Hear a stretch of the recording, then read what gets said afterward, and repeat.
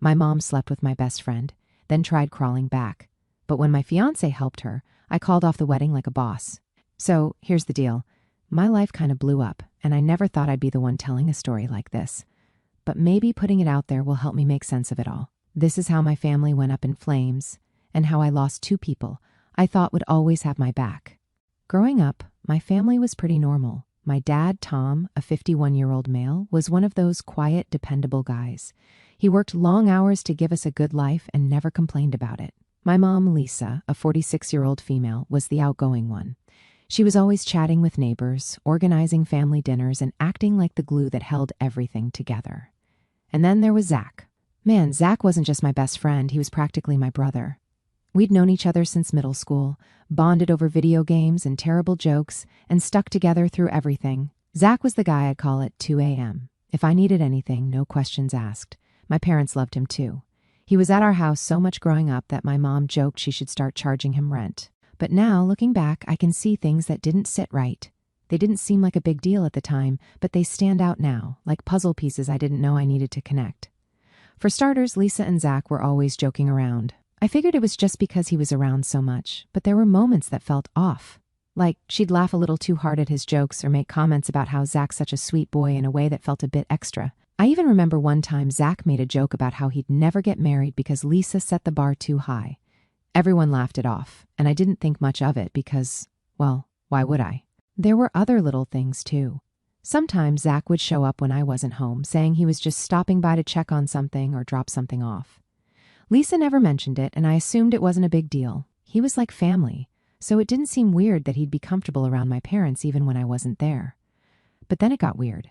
Zach was only coming to sit there, talking with Mom and throwing jokes. Some days, when I'd ask him to hang out like we always did, he'd start saying stuff like, "Nah, let's just chill at your place," or "Your house is way better than going out." It was out of character for him. Zach was always the first one to want to hit up the arcade or grab some burgers, but suddenly, he just wanted to stay in. I started suggesting we meet somewhere else instead, at the park or my favorite diner, and he'd reluctantly agree, but something felt off. He wasn't the same Zach I'd grown up with. He'd get distracted during our hangouts, constantly checking his phone, and the easy flow of conversation we used to have just wasn't there anymore. Then there was Lisa herself. She'd been acting a little different for months, but I chalked it up to normal life stuff. She was a little more dressed up than usual when she wasn't going anywhere special, or she'd spend extra time texting on her phone but always brushed it off as talking to Aunt Karen or something like that. My dad noticed too. He'd make comments like, "Lisa's been really distracted lately," but he didn't seem to think much of it either. The weirdest part, though, was how my dad started acting. He's not the kind of guy who shows a lot of emotion, but out of nowhere, he started snapping at the littlest things. If the TV remote was in the wrong spot, he'd grumble under his breath. If dinner was a little late, he'd sigh like the world was ending. He looked tired all the time, like he wasn't sleeping. I thought maybe it was work stress. My dad's always been a hard worker, but the guy never takes a day off. I even suggested he take a weekend to himself, go fishing or something, and he just said, "I've got too much on my plate right now." I didn't push it. My dad's always been the guy who keeps his problems to himself. I figured he'd work through it like he always did, but something about it felt heavier than usual. There was this one night I'll never forget. My dad was sitting in the living room, staring at the TV, but not really watching it. I asked him if he was okay, and he just shook his head and said, "I'm fine, kiddo. Don't worry about me." His voice cracked a little when he said it, but I didn't press him. I should have. Around that time, Zach started pulling away too. He wasn't around as much, and when we did hang out, he seemed distracted. I'd ask him what was going on, and he'd just shrug and say, life stuff. That was weird for him because Zach was the most carefree guy I knew. But here's the thing. When you trust someone completely, you don't think twice about stuff like that. Zach was my best friend. Lisa was my mom. My dad was my rock. I didn't think for a second that anything was wrong between them. Then one day, my dad came home from work looking completely drained. He barely said a word during dinner, which wasn't like him. Later that night, I heard my parents arguing. It wasn't loud, but I could hear the tension in their voices. My dad said something like, "I know what's going on, Lisa. Don't lie to me." I didn't hear her response, but I froze. That was the moment I knew something big was happening. I couldn't put my finger on it, but it felt like a crack had formed in the foundation of everything I thought I knew. I didn't sleep that night. My mind kept spiraling, replaying every little detail, the way my mom had been acting, the subtle changes in my dad, and whether there was something obvious I'd missed. Their argument earlier didn't feel like the small passing disagreements they sometimes had. It felt heavier, like something deeper was wrong. I tried convincing myself I was reading too much into it, chalking it up to a rough patch or maybe just a misunderstanding, but the pit in my stomach told me otherwise. The next morning, my dad sat me down. I could tell right away that this wasn't going to be a casual chat. He looked defeated, like he was carrying the weight of the world on his shoulders, and it was finally too much. He sighed deeply and said, "I need to tell you something, kiddo. You're not going to like it, but you deserve to know." At first, I thought maybe someone had died. The way he was struggling to get the words out, it felt that heavy, but what he actually said hit me harder than I ever thought possible. "It's your mom," he started. His voice cracked, and he had to take a minute before continuing. "She's been having an affair, and it's with Zach." I felt like my brain short-circuited. I couldn't even process what he was saying. I genuinely laughed, but when I saw my dad's expression, I just stared at him, waiting for him to tell me it was a joke or that I'd misunderstood. But he wasn't joking. "Zach," I finally managed to say. My voice barely came out. "Like Zach? My best friend Zach?" My dad just nodded, and I could see the pain in his eyes. This wasn't just about Lisa and Zach betraying me. They'd betrayed him too. He told me how he'd found out. It started with little things. A weird text on Lisa's phone that she quickly dismissed as a wrong number. Times when she said she was running errands but was gone way longer than usual. He didn't want to believe it either, but something felt off. Then one day, he came home early from work and saw Zach's car parked outside the house. "I knew something was wrong the moment I saw it," he said. "I went inside, and there they were, acting like teenagers sneaking around. I couldn't even breathe. The mental image alone made my stomach turn. Zach wasn't just my best friend, he was like a son to my parents. And my mom? She was supposed to be the one person I could trust unconditionally." "What did you do?" I asked. "I told them both to get the hell out of my house," he said. "Your mom tried to make excuses, but there was nothing she could say to make it better." At this point, my dad was tearing up. I'd only seen him cry once before, when his dad passed away. Seeing him like this broke something in me. After he told me, I felt like I was in a fog. I didn't know what to say, or I just sat there, numb, as my dad kept talking. He said Lisa had been begging him for forgiveness, but he couldn't even look at her. "You don't do that to family," he said, his voice shaking. "You just don't." When I finally found my voice, I asked him why he didn't tell me sooner when he noticed the signs. He said he didn't want to ruin my relationship with my mom unless he absolutely had to. "But you needed to know," he said. "I couldn't keep this from you anymore." The anger didn't hit me right away. At first, it was just shock, disbelief, and this hollow feeling in my chest. I couldn't wrap my head around it. Lisa and Zach? How was that even possible? I told my dad I needed to talk to her. I didn't know what I was going to say, but I couldn't just sit there. When I confronted Lisa, it was like facing a stranger. The woman standing in front of me wasn't the mom I grew up with. She was someone I didn't even recognize anymore. She immediately started crying, doing that thing where she covered her face and kept saying, "It was a mistake. I didn't know what happened to me. I didn't mean to hurt anyone. I just stood there, staring at her in disbelief." "A mistake?" I said, my voice rising. "Are you serious right now? What the hell is wrong with you, Mom? He's half your age. He should be like a son to you. You destroyed this family for what? For Zach?" She didn't say anything, just kept sobbing like she was the victim. It made my blood boil. "You didn't mean to hurt anyone? Are you kidding me? You tore this family apart. You wrecked Dad, and you betrayed me. Do you even get that, or are you too busy crying for yourself to care?" Her sobbing got louder, but I was done listening. "You're unbelievable," I spat. "You're not my mom anymore. I don't even know who you are anymore." I walked out before she could say another word. I didn't trust myself to stay in the same room as her without saying something I'd regret, but I wasn't done yet. Zach still needed to hear from me, and I wasn't about to let him off the hook with just a text. I drove straight to his apartment, and the whole way there, I could feel the anger bubbling up inside me like a volcano ready to blow. I wasn't sure what I was going to do when I got there, but I knew one thing: I wasn't leaving until he knew exactly how I felt. When I got to his place, I banged on the door so hard it almost came off its hinges. Zach opened it, looking startled like he wasn't expecting me. "Oh, hey, buddy." Before he could finish, I grabbed him by the front of his shirt and shoved him back against the doorframe. "Don't you, hey, buddy, me?" I shouted. "What the hell is wrong with you? You were my best friend, my brother, and you do this with my mom?" He tried to stammer out some excuse, but I didn't let him. "I don't care what you have to say," I snapped. "You don't exist to me anymore. Do you hear me? I don't want to see your face ever again. If I do, I swear you'll regret it." Zach looked terrified, and good. He deserved to feel every ounce of the anger and betrayal I was carrying.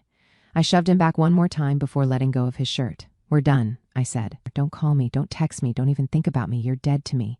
I turned and walked away before I did something I couldn't take back. My hands were shaking, my heart was racing, and I felt like I'd just been through a war, but at least now he knew exactly where we stood. The fallout after that was fast and brutal. My dad filed for divorce almost immediately. He didn't want to drag things out, and honestly, I couldn't blame him. Lisa moved out within weeks, and once she was gone, it was like a dark cloud lifted from the house. And just like that, our small family was torn apart, and it hasn't felt like home since then. Lisa tried to reach out to me a few times after that, texts, emails, even a handwritten letter. But I ignored all of it. I couldn't deal with her anymore. Every time I thought about her, it felt like someone was twisting a knife in my chest. Cutting her out of my life was one of the hardest things I've ever done, but it was also necessary. She wasn't just my mom, she was someone I looked up to, someone I thought would always have my back. Losing that felt like losing a piece of myself. As for Zach, I never saw or spoke to him again. I made it clear that I wanted nothing to do with him, and thankfully, he respected that, or maybe he was just too scared to try. Either way, I didn't care. All that left a deep scar that I thought would never get erased. But life doesn't stop for anyone, right?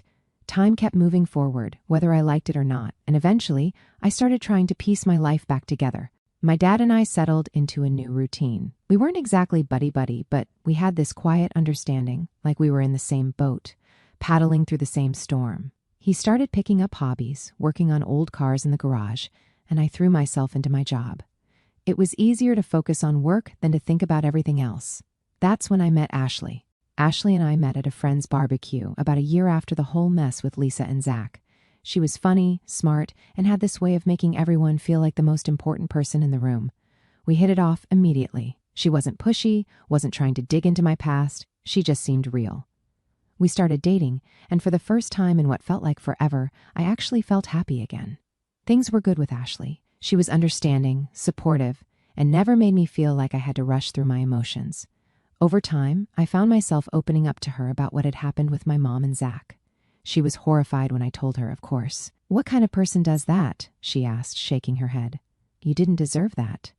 Hearing her say that helped more than I expected. For so long, I'd been carrying around this feeling like maybe I should have seen it coming or done something differently. Ashley made me feel like I wasn't crazy for being hurt. About 2 years into our relationship, I proposed. It wasn't anything extravagant, just the two of us on a quiet beach, me with a ring in my pocket and a nervous smile on my face. When she said yes, I felt like maybe, just maybe, I was finally putting the past behind me. But of course, life has a way of reminding you that some things don't stay buried. Not long after the engagement, I got a call from an old mutual friend of Zach and me, someone I hadn't spoken to in ages. At first, I thought it was going to be one of those awkward catch-up calls, but instead, he hit me with, "Hey, did you hear what happened to Zach?" I hadn't thought about Zach in a long time, but the mention of his name still brought a bitter taste to my mouth. "No," I said flatly. "What about him?" "He got arrested," the guy said. I blinked, not sure I'd heard him right. "Arrested for what?" "Robbery," he replied, like it was no big deal. Apparently, he tried to hold up a convenience store with some friends, and the whole thing went sideways. He's looking at serious time. I didn't know how to respond. Honestly, my first instinct was to laugh. Of course Zach would screw up his life even more. It was almost poetic. The guy who thought he could take whatever he wanted without caring about the consequences was now sitting in a jail cell. Karma had finally caught up with him, and frankly, it felt good. When I hung up the phone, I kept thinking about it. Zach, the guy who'd once been my best friend, was now rotting in some jail cell because of his own stupidity. Did I feel sorry for him? Not even for a second. In fact, I felt a sense of justice. This was the same guy who had the audacity to betray me and my family, thinking he'd get away with it, and now he was paying the price. Good. Let him sit there and think about how his choices got him exactly where he deserved to be. But it didn't stop there. A few weeks later, I got another surprise. My mom, yes, Lisa, decided to reach out. She sent me a long, rambling email about how Zach had betrayed her trust, and how she was so sorry for everything that had happened. She said she wanted to make things right with me and my dad, that she'd learned her lesson and realized how much she'd hurt us. I stared at the email for a while, my chest tightening with anger and disbelief. After everything she'd done, she wanted forgiveness now that Zach had crashed and burned. She wanted to come crawling back. I didn't respond. I couldn't. Ashley noticed I was off and asked what was wrong. When I told her about the email, she just shook her head. She doesn't deserve a second chance, she said. You've already given her enough. Hearing that from Ashley helped me feel more confident in my decision. I didn't owe Lisa anything. She made her choices, and now she had to live with them. But the situation didn't end there. Lisa started trying to get in touch with my dad, too. She even showed up at his house unannounced one day, crying on the doorstep and begging him to talk to her. He told her to leave and slammed the door in her face. Some people never change, he told me later. After that, I decided to move on. Zach was out of my life. Lisa was out of my life. And for once, it felt like I was finally in control. I had Ashley by my side, and our engagement felt like the beginning of a fresh chapter. Everything was moving in the right direction, or so I thought. Ashley had always been the type to see the good in people. She believed in second chances, forgiveness, and all that. And while I loved her for her big heart, there were moments when it clashed with my more hardline views, especially when it came to my mom. I had made it crystal clear that Lisa was not welcome in my life, no matter how many emails she sent or apologies she tried to fake. And Ashley seemed to understand. She told me that my actions were justifiable. One evening, Ashley casually mentioned we had plans for dinner with her coworkers. She said it was a casual get-together, nothing fancy, just a chance to meet some of the people she worked with. I didn't think much of it. Ashley's friends were always cool, and it seemed like a nice break from the usual grind. The restaurant was a cozy little Italian place. We got there a bit early, and Ashley seemed a little on edge, glancing at her phone more than usual. I figured it was work stress or something and didn't press her about it. She led me to a table in the back, and as soon as I turned the corner, I stopped dead in my tracks.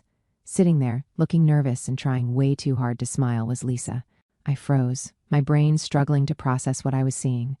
This wasn't just some random coworker dinner, this was a setup. Ashley had invited my mom. "What the hell is this?" I asked, my voice sharp enough to cut through the awkward silence. Lisa opened her mouth to speak, but I shot her a glare that made her shut it. I turned to Ashley, who was fidgeting with her hands, avoiding eye contact. "Seriously, Ashley? You thought this was a good idea?" She stammered. I thought maybe if you talked to her, you could work things out. After all, she's your mom, and she seems really sorry." "She seems sorry?" I interrupted, my voice rising. "You don't know what she did, Ashley. You don't know what it was like to have your family torn apart because of her." Lisa tried to chime in. "I just want to—" "Don't!" I snapped, pointing at her. "You've done enough damage. You don't get to just waltz back into my life because you're suddenly feeling guilty." People at the surrounding tables were starting to stare, but I didn't care. I turned back to Ashley, who looked like she was about to cry. "You went behind my back," I said, my voice quieter but no less angry. "You had no right to do this." "I was just trying to help," she whispered. "Help?" I repeated, my disbelief turning into anger. "You didn't help, Ashley. You just broke my trust in you." I threw a few bills on the table to cover whatever had been ordered and walked out. I heard Ashley calling after me, but I didn't stop. My hands were shaking as I got into my car and drove off. Later that night, Ashley came home and tried to explain herself.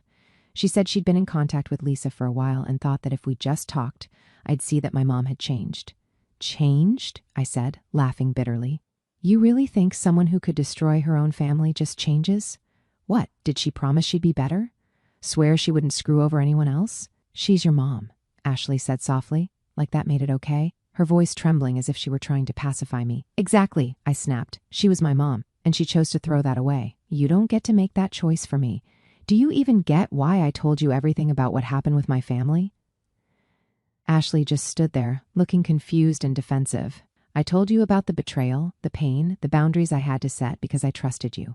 I trusted you to respect what I needed to heal, and what do? You crossed the line without even telling me." Her eyes filled with tears, but I didn't stop. "Why? Why would you do that? What part of my story made you think this was a good idea?" "I thought it was for the best," she said, her voice breaking. "For our future. I thought having a connection with your mom, your family, would be good for us for when we have kids someday. Don't you think they should know their grandparents?" The mention of kids hit me like a brick. My jaw tightened. "You think this is how you build a future?" I asked, my voice sharp. "By ignoring my boundaries? By going behind my back to try and fix things that aren't yours to fix? Do you even hear yourself right now?" Ashley started crying harder, and for a split second, I felt a pang of guilt. But then I remembered the image of Lisa sitting at that table, smiling nervously like she hadn't destroyed everything I cared about, and my anger came rushing back.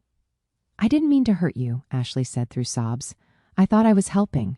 I thought you'd see that she's sorry, and maybe you could move on." "Move on?" Did she think forgiveness was a switch I could just flip because she wanted a picture-perfect future? You still don't get it, I said, shaking my head.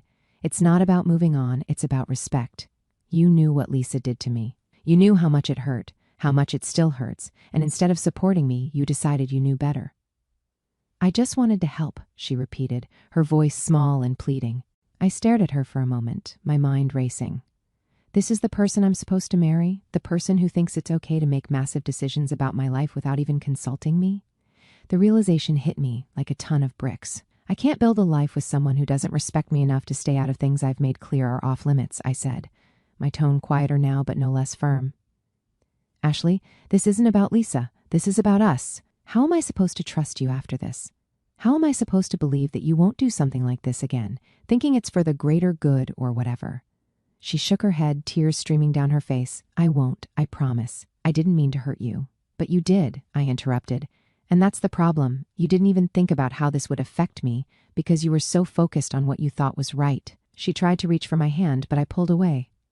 I can't do this, I said, my voice heavy. I can't spend my life wondering if the next time something feels wrong, you'll go behind my back to fix it. Her sobs grew louder, but at that point, I knew there was no coming back from this. Over the next few days, things between us got colder. We barely talked, and when we did, it was tense and awkward. Finally, I couldn't take it anymore. I sat Ashley down and told her the wedding was off. She broke down, begging me to reconsider, saying she didn't mean to hurt me. I was just trying to help, she kept saying, like that would fix anything. But it didn't. You didn't trust me enough to let me handle my own life, I told her. How am I supposed to marry someone who thinks they know what's best for me better than I do? She kept crying, but I stayed firm. I knew this was the right choice. Breaking off the engagement wasn't easy. I loved Ashley, but love isn't enough when trust is gone. And after everything I'd been through with Lisa and Zach, I wasn't willing to risk being betrayed again. Ashley packed her things and moved out a week later. She tried one last time to change my mind before she left, but I didn't budge. Now I was alone again, and while it hurt, there was also a strange sense of relief. I'd cut out another person who thought they could make decisions for me, without considering how it would affect me. The days that followed were rough. Ashley tried reaching out, texts, calls, even showing up at my place unannounced. Each time, I stood firm. I wasn't going to let her talk me back into something I knew in my gut was wrong. One of her texts stuck with me, though. You're letting your past ruin your future. This isn't just about Lisa, it's about us. I read it over and over, feeling the frustration rise in my chest. She still didn't get it.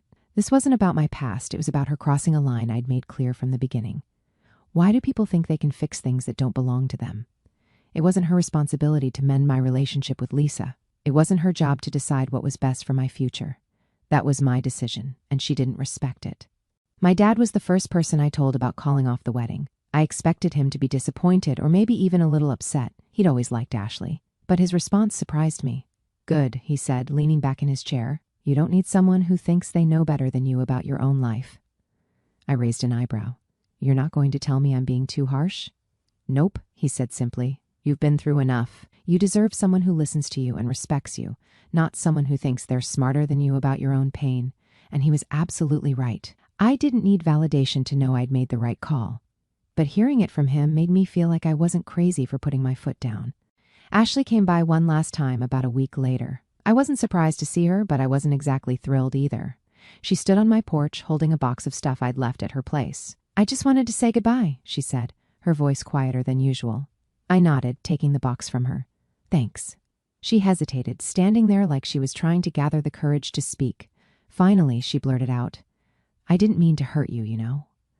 I looked at her, my expression blank. I know, I said flatly, not wanting to argue or drag this out any longer. She fidgeted with her hands, her voice barely above a whisper. I thought I was doing the right thing. I thought you'd understand someday, maybe even thank me. Yeah, after everything, she still thinks I should thank her. I let her words hang in the air for a moment before responding. I'm not going to argue with you, Ashley. You made your choice. I've made mine. She nodded, tears running down her face, and walked away without another word. It was the end of something I thought would last forever, but it was also the start of reclaiming control over my life.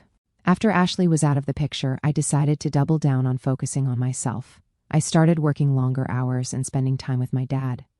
We didn't talk much about what had happened, but having him around made me feel grounded. Lisa, of course, didn't back off either. She sent more emails, called a few times, and even tried showing up at my dad's place again. He shut her down every time, and I blocked her on every platform I could think of. One day, my dad handed me a letter she'd left in his mailbox. "Do you want to read it, or should I just toss it?" he asked. I stared at the envelope for a moment, then shook my head. "Burn it," I said. He grinned. "Thought you'd say that." We didn't talk much about Lisa after that. She became like a ghost, something we both knew existed but refused to acknowledge. Now, as I'm writing this, thinking about how Ashley's gone and I've cut Lisa off for good, there's this emptiness that just sits there. I've got my dad, work keeps me busy, and I still hang out with a few close friends, but sometimes it feels like I'm just floating. It's not like I'm lonely, exactly. It's more like I'm untethered. For so long, my life's been wrapped up in fixing the mess Lisa left behind and then planning this future with Ashley. Now both of those things are gone, and I'm standing here like, okay, so what's next? One thing's for sure, though. I'm done settling. I'm not letting people in who think they can fix me or decide what's best for me. I'm not anyone's project. I know what I deserve, and I'm sticking to that. The scars Lisa and Zach left, yeah, they're still there, but they don't control me anymore. They're just reminders of how far I've come and what I've survived. But I've got to ask, am I being too harsh? Like, did I go overboard cutting people off like this? Or is it fair to draw these hard boundaries? What would you guys do?